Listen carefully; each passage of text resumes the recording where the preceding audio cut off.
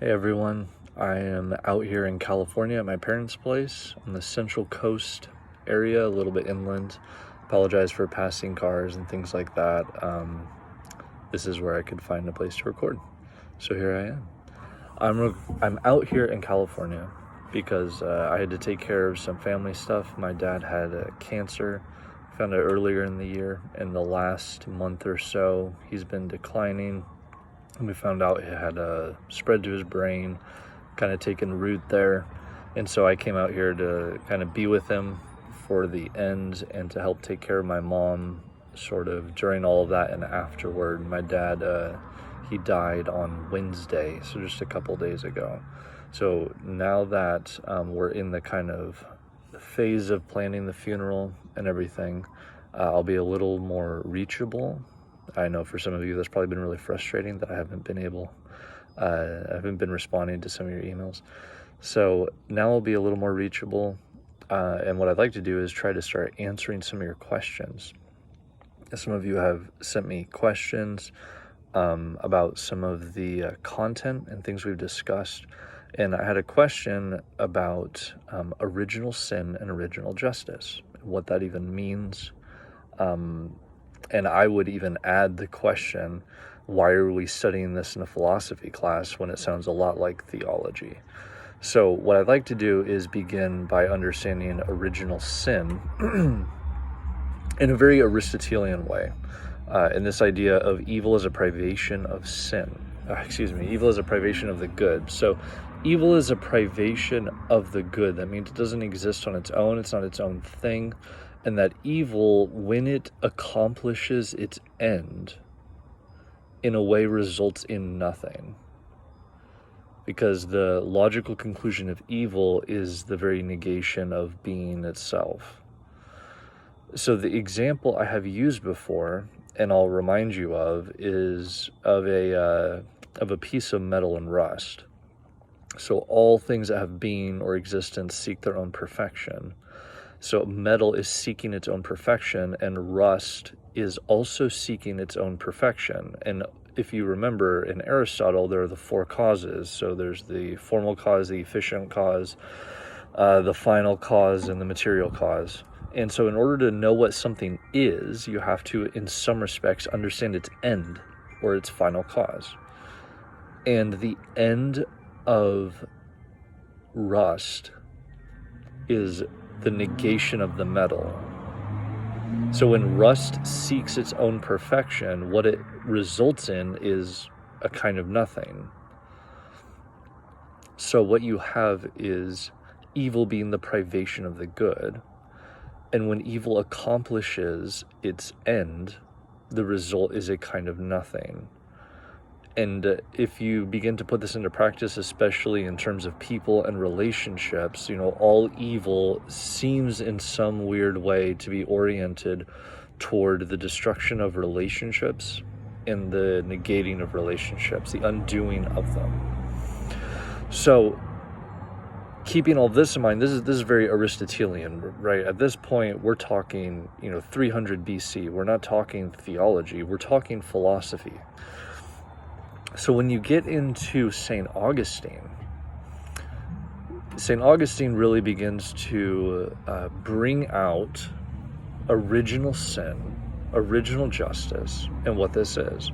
Now, one thing I remember, and for those of you who have a good memory, maybe you'll remember as well, is that in one of our classes, toward the end, before I left, Trenton asked the question, well, why is it that if we're thinking of Aristotle and in terms of the Nicomachean ethics and virtue, why is it that when we try to do good and we try to do virtuous things and we work at it and we struggle at it, we still quite often don't do the very things we want to do? We still very often are unable to be virtuous even though we desire to be virtuous. So why is that the case? This is one of the reasons why this idea of original sin is going to be building on the philosophical concepts we've explored.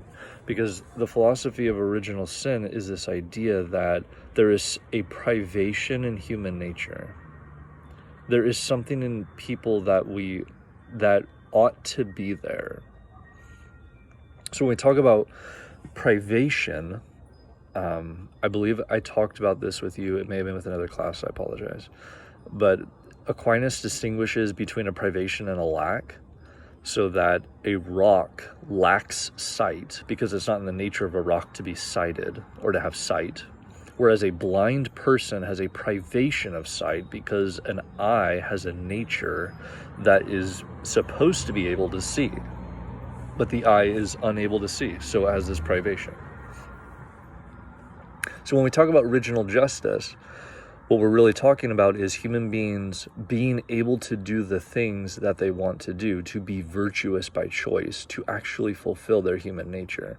But original sin is the concept that there is a lack of original justice. Something that should be there, was supposed to be there, but is not there. So when we start thinking about this, we have to always keep in mind the context of our class. Our class's context is, what does it mean to be human? Because all theories of morality are based on the idea, what does it mean to be human? So if you're going to have an idea that a human being is missing something that they're supposed to have, that's going to be a very unique perspective on the human experience and what it means to be human. That's my mom's dog. I don't forget about that. All right. So the idea of original sin, of original justice, is actually going to play an important part, because St. Augustine is going to be one of the most important philosophers in the history of philosophy, sort of bridging this world from the ancients to the moderns.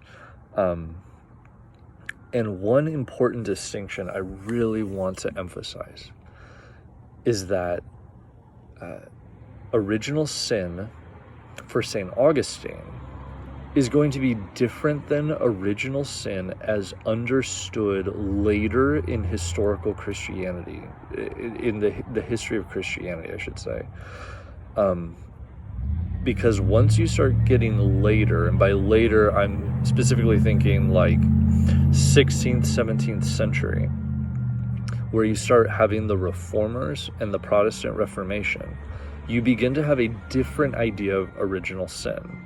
Now, for some of you, you may be familiar with this other idea, and for some of you, this may just be new information, so just bear with me, but it actually helps us to really grasp St. Augustine's perspective, because that's what we want to do. We just want to be faithful to St. Augustine's perspective. Later, when you get into, if you're familiar with like Martin Luther and especially John Calvin, original sin is not necessarily like a negation, it's more like a positive thing. And it's like a corrupting disease. And so there are some people, and you may argue this is not necessarily faithful to John Calvin or Martin Luther, and I'll leave that to your decision. But there are some people who argue that if you were to take their conclusions to their logical extremes, especially John Calvin, if you're familiar with like Tulip and all that, that what you end up having is the destruction of human nature, like the undoing of human nature altogether. And it's important to point out that for St. Augustine, and from the Augustinian perspective, it's actually really essential that original sin is a privation and not a positive thing. Because we're not talking about the undoing of human nature, we're talking about like the bending of human nature. That human nature is bent and oriented or reoriented. It has a predilection for things that are evil or not good.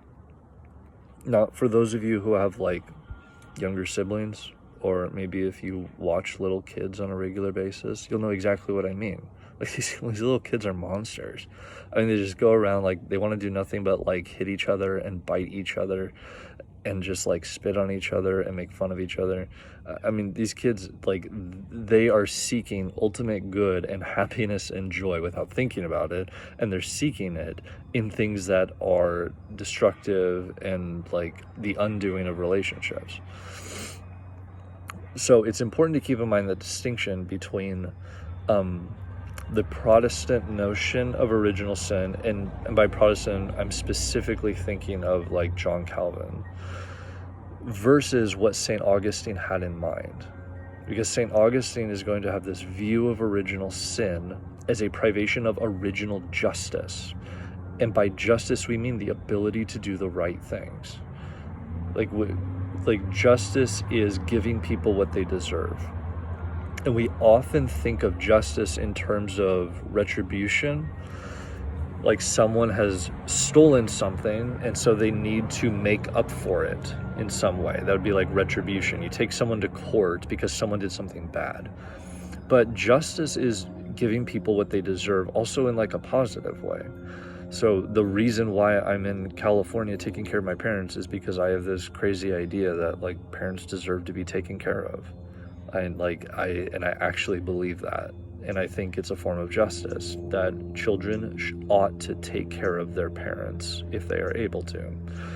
So my parents took care of me, and when my parents get to a place where they're unable to take care of themselves, then I have an obligation, a moral obligation. Again, by morality we mean an idea of human nature and how humans flourish, that it's actually good for society and the individual altogether to flourish when they take care of each other, especially those who cannot take care of themselves. So that's what we mean by original justice. And by original sin, we mean this like privation.